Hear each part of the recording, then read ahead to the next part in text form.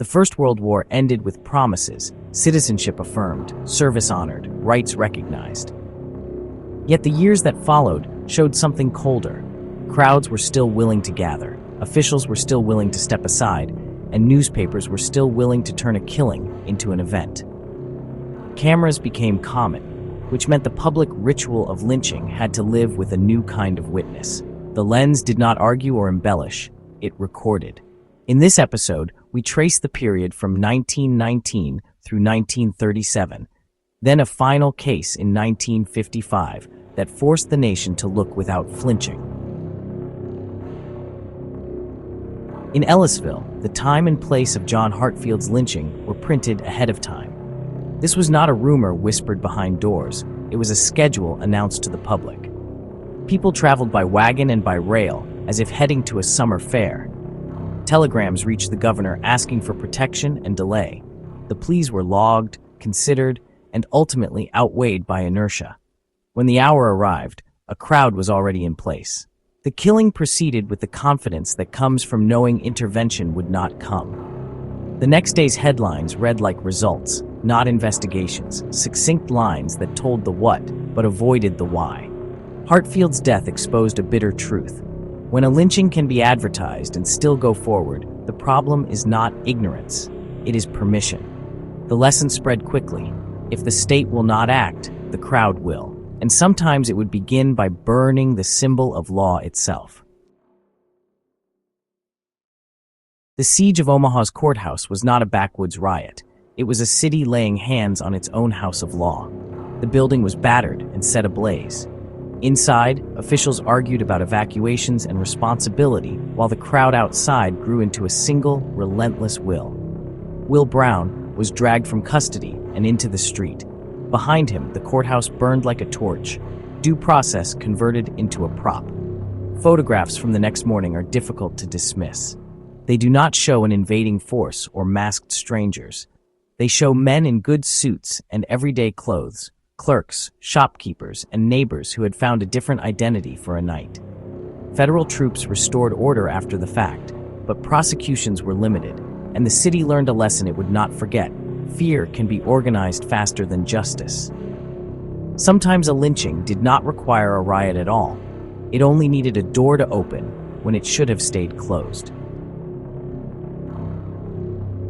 When police reported that a prisoner had been lost to a crowd in Little Rock, the word felt passive, as if the man had simply slipped from their hands. The truth was less accidental. John Carter was seized, hanged from a telegraph pole, shot, and set on fire. The violence did not remain at the pole. It spread into the city. Shops were looted, torn Bible pages scattered down the street, ash drifted onto the trolley tracks and clung to shoes. Residents later recalled the texture of the day, the heat of the air, the sound of breaking glass, the taste of smoke, details that outlived official statements. Authorities would insist that order returned quickly. In private, people remembered how fast a city could become a mob and how slowly shame receded. By 1930, cameras were everywhere. A jail door would open in Indiana, and a photograph would replace denial. In Marion, a crowd overran the jail and dragged 3 teenagers into the street. One would survive. 2, Thomas Shipp and Abram Smith, were lynched beneath a tree, while townspeople turned toward a camera. The photographer did not need to coax participation. Some men pointed deliberately, ensuring their place in the record. That image traveled the world. For some viewers, it confirmed what they already knew. For others, it dissolved years of polite deflection. You could not look at the smiling faces and say you were unsure about who participated.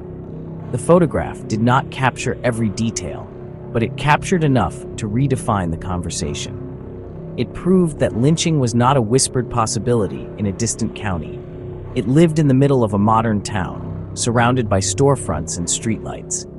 Even a promise of protection meant little if the people making it would not enforce it when the test arrived. George Armwood pleaded for safety inside a jail ringed by deputies. Maryland could have made its reputation that night by refusing the crowd. Instead, the door opened. Armwood was dragged out, beaten, hanged, and burned, while onlookers stood in a circle the law did not break. The state later labeled this the last lynching in Maryland, a phrase that sounds like closure. It was not justice. Few paid a meaningful price. The word last marked a date on a calendar. But it did not repair what had been done or solve the deeper problem the night revealed. A jail is only as protective as the will behind its door. In Florida and Alabama, a man would be moved like contraband, shuttled across county lines, while the itinerary leaked into the open. Claude Neal was kidnapped from a jail and transported across jurisdictions as if the transfer of custody could blur responsibility. Groups passed him from one set of hands to another, while rumors traced their path. Announcements about what would happen and where were not secrets, they were grim invitations. Federal attention followed, and debates over anti-lynching laws flared again. Yet the pattern held: hearings, arguments, and finally, a stall. The country could describe the outrage in detail and still fail to pass the protections needed to stop the next crowd. For the people who wished to use terror, this was a clarifying message. The space to act remained. 2 years later in Mississippi, that space would be used again, this time with cameras flashing in the trees. Near Duck Hill, 2 prisoners were taken from custody and led into a stand of pines. People arrived with chains, with weapons, and with cameras. The photographs that followed ran in newspapers across the country. They did not need captions to be understood. The pictures jolted a public already familiar with earlier images, and outrage surged. Anti-lynching bills once more reached Congress, and once more they stalled. Duck Hill therefore occupies a painful place in the story. It proved that documentation, however powerful, cannot substitute for enforcement. The ritual would end only when consequences were real, unavoidable, and swift. Nearly 2 decades later, a mother would force the nation to see what it preferred not to. Her decision echoed the logic of the camera: do not hide what must be confronted. Emmett Till was 14, a visitor from Chicago, spending part of the summer with relatives in Mississippi.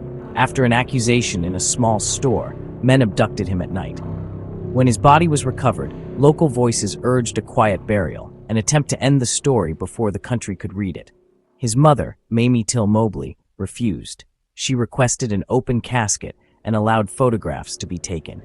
Thousands filed past the casket in Chicago. Jet magazine printed the images. The photographs did what the camera always does at its best.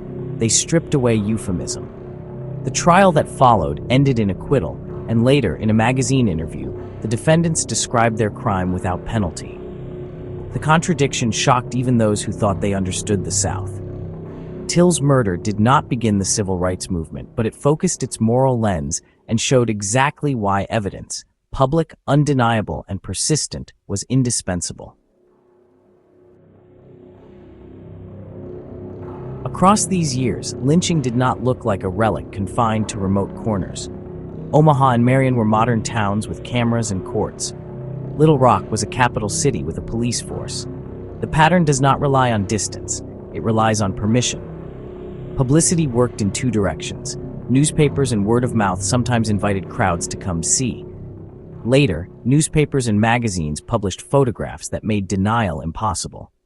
In between those moments stood officials, jailers, sheriffs, mayors, governors, whose choices mattered. A door could stay shut, a courthouse line could hold, a prosecution could be pursued. Too often those choices were delayed or declined. Targets were chosen for what they symbolized: a man incarcerated but not protected, a person accused amid rumor, a figure whose prosperity unsettled the social order, a teenager whose very youth challenged the logic of terror. Each killing sent a message beyond the victim. That was the point, and yet resistance grew. Investigative journalists cataloged lies and contradictions. NAACP organizers built legal and political pressure. Families preserved names and details when official histories would not. Artists and musicians transformed grief into testimony. Evidence accumulated until the national conversation had to change. Progress came late and unevenly, but it came because people insisted that the records speak louder than the crowd. If terror depends on spectacle, remembrance must be public, precise, and relentless. Saying the names is not enough. we must also learn the facts and recognize the patterns. These were not accidents or isolated outbursts. They were events that communities allowed, sometimes encouraged, and later struggled to explain. If this documentary helped clarify the shape of that history, share it, discuss it, and use it to question the stories we inherit. History leaves receipts, affidavits, photographs, headlines, and testimony. Our responsibility is to read them aloud.